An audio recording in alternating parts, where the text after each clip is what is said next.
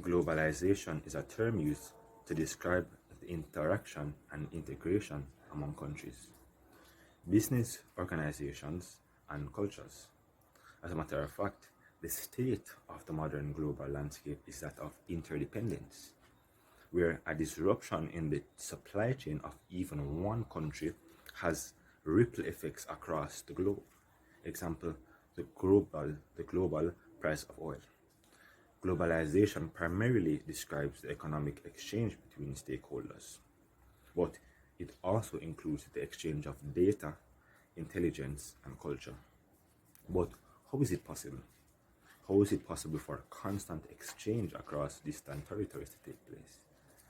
It is possible by way of the pervasive advancements of technology, mobile phones, the internet, aeroplanes, ships, etc., have made the transfer of goods, services, data, and culture quicker and easier. As a matter of fact, in the 1800s, it took about 2 months to travel across the Atlantic. But today, it takes less than 5 hours by plane and about a week by ship. So we can see where much more goods can be moved across the Atlantic Ocean over the same 2 month period today than in the 1800s. Now we're going to look at some advantages of globalization.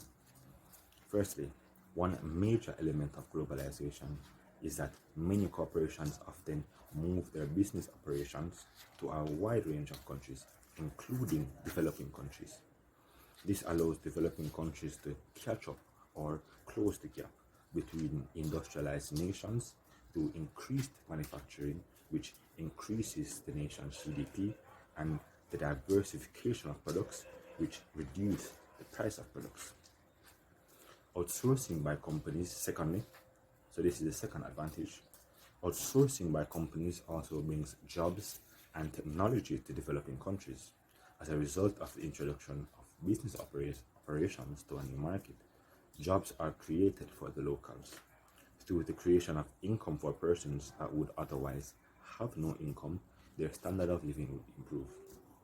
As according to the World Bank, approximately 600 million people have emerged from poverty in the last 30 years. This also provides taxes for the local government, which help to grow the economy.